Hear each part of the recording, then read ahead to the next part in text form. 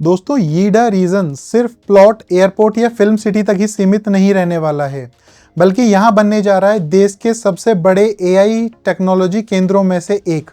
जी हाँ दोस्तों, Yamuna expressway reason में अब स्थापित होगा 1 गीगावाट कैपेसिटी का एआई कंप्यूट हब। इस परियोजना में आएगा लगभग 25 बिलियन यूएस डॉलर्स का इन्वेस्टमेंट्स और ये प्रोजेक्ट यीडा को भारत का अगला टेक्नोलॉजी हब बना सकता है। तो दोस्तों, मेरा नाम है आयुष और आप देख रहे हैं यमुना एक्सप्रेसवे गुरुदेव रियल एस्टेट का ऑफिशियल यूट्यूब चैनल। तो आज के इस वीडियो में इसी के बारे में डिटेल में बात करेंगे और अगर आपने हमारे यूट्यूब चैनल को सब्सक्राइब नहीं किया है तो आप सब्सक्राइब कर सकते हैं और आप ऐसी वीडियो देखने के लिए बेल आइकन को भी प्रेस कर सकते हैं। तो देखते हैं क्या है ये पूरी न्यूज़।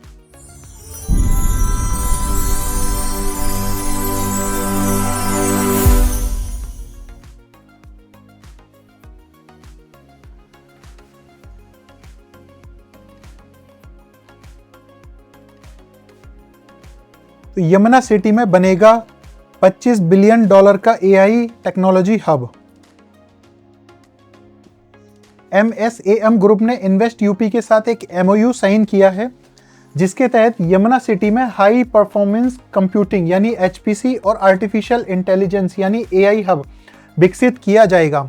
अगर दोस्तों इसके लोकेशन की बात करते हैं तो सेक्टर 28 इसकी लोकेशन रहने वाली है, जिसमें 114 एकड़ जो लैंड है वो दी जा रही है इसका जो हब है वो बनाने के लिए, और सेक्टर 8 में लगभग 175 एकड़ जो लैंड दी गई है। तो कुल मिलाकर के अगर बात की जाए तो 289 एकड़ जो क्षेत्र है यानी लैंड है वो दिया गया है इन दोनों ही मेगा प्रोजेक्ट को विकसित करने के लिए। आगे देखते हैं तो परियोजना की अगर समय सीमा की बात करते हैं कि कब तक ये जो प्रोजेक्ट है हमें पूरी तरह से फंक्शनल होता हुआ देखने को मिल जाएगा, तो इसका जो फर्स्ट फेज है वो वर्ष 2028 तक शुरू हो जाएगा और अगर कंप्लीट प्रोजेक्ट की बात करते हैं तो ये 2030 तक पूरी तरह से फुल्ली ऑपरेशनल हो जाएगा। और ये जो सेंटर है दोस्तों ये 24/7 ऑपरेट करेगा और पूरी तरह से ग्रीन और कार्बन फ्री एनर्जी बेस्ड होगा। ये जो फैसिलिटी है ये फ्यूचर रेडी है और एनवायरमेंटल फ्रेंडली इंफ्रास्ट्रक्चर के रूप में तैयार किया जा रहा है। अब बात करते हैं दोस्तों कि देश के लिए ये क्यों महत्वपूर्ण है। तो देखिए दोस्तों, हम सभी जानते हैं कि जो एआई है वो आने वाले समय में एक फ्यूचर की तरह देखा जा रहा है, क्योंकि हम बात सिर्फ इंडिया की नहीं कर रहे हैं, हम पूरे अगर वर्ल्ड की भी बात करके चलते हैं तो जो एआई है वो एक फ्यूचर है। आप देखेंगे कैसे कैसे सेल्स में, मार्केटिंग में आजकल एआई का यूज़ एक बहुत ही एक्सट्रीम लेवल पर होने लग गया है। मार्केटिंग स्ट्रेटजीज़ को बनाना, जहाँ पहले बहुत ज़्यादा समय कंजप्शन होता था, बहुत ज़्यादा लोग लगते थे, वहाँ पे आज एआई जो है वो कई सारी जो कैलकुलेशंस हैं पास्ट के रिद्म को देखते हुए वो बहुत ही जल्दी और काफ़ी एक्यूरेट कर देता है। तो इसको देखते हुए आज हर देश अपने इकोनॉमी को ग्रोथ करने के लिए, अपने देश के डेवलपमेंट और ज़्यादा बढ़ाने के लिए एआई में इन्वेस्ट कर रहा है और हमारा इंडिया भी अब किसी से पीछे नहीं है। अभी हमने देखा था कि अभी 2 दिन पहले एआई समिट हुआ है जिसको प्रधानमंत्री मोदी जी ने नेतृत्व किया था। तो दोस्तों इसी वजह से जो एआई है वो फ्यूचर है और जिसकी वजह से सभी लोग एआई में इन्वेस्ट करना चाहते हैं। तो ये जो एआई कंप्यूटर हब है ये विशेष रूप से हैवी एआई वर्कलोड्स को संभालने के लिए बनाया जा रहा है। इसके माध्यम से इंडियन डेवलपर्स को एडवांस चिपसेट्स तक पहुंच मिलेगी।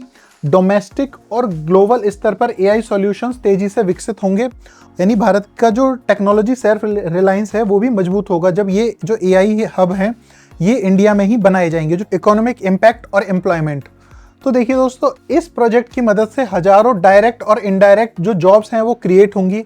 हार्डवेयर मैन्युफैक्चरिंग इकोसिस्टम भी विकसित होगा और सॉफ्टवेयर डेवलपमेंट इंडस्ट्री को भी बढ़ावा मिलेगा। स्पेशलाइज्ड कूलिंग टेक्नोलॉजी सेक्टर भी मजबूत होगा और उत्तर प्रदेश गवर्नमेंट ने ग्लोबल इन्वेस्टमेंट प्लेटफॉर्म पर भारत के सबसे बड़े एआई हब में से एक विकसित करने का संकल्प लिया है। यह प्रोजेक्ट फॉरेन डायरेक्ट इन्वेस्टमेंट यानी FDI पॉलिसी के अंतर्गत डेवलप किया जाएगा। दोस्तों अब बात करते हैं सबसे ज्यादा महत्वपूर्ण क्वेश्चन की। जो प्रश्न ये है कि इसका जो असर है वो यमुना एक्सप्रेसवे या रियल एस्टेट मार्केट पे क्या होगा। तो जब एक ही कॉरिडोर यमुना रीजन में ही इतनी सारी चीजें डेवलप होंगी, जैसे कि इंटरनेशनल एयरपोर्ट यहाँ बन रहा है, फिल्म सिटी भी यहाँ बन रही है, सेमीकंडक्टर कई सारे प्रोजेक्ट्स भी यहाँ पर लगने वाले हैं और अब 25 बिलियन डॉलर्स का एआई हब भी विकसित किया जा रहा है। और ये सब कुछ कहाँ हो रहा है? ये सब कुछ हो रहा है यीडा रीजन में। तो दोस्तों इसका एक सीधा सा जो अर्थ है वो ये निकलता है कि हाई इनकम प्रोफेशनल्स यहाँ पर आएंगे, टेक जो कंपनीज हैं वो भी ऑफिसेज जो हैं अपने यहाँ पर बनाएंगी, रेंटल की डिमांड बढ़ेगी और कमर्शियल एक्टिविटी भी तेजी से इंक्रीज होगी।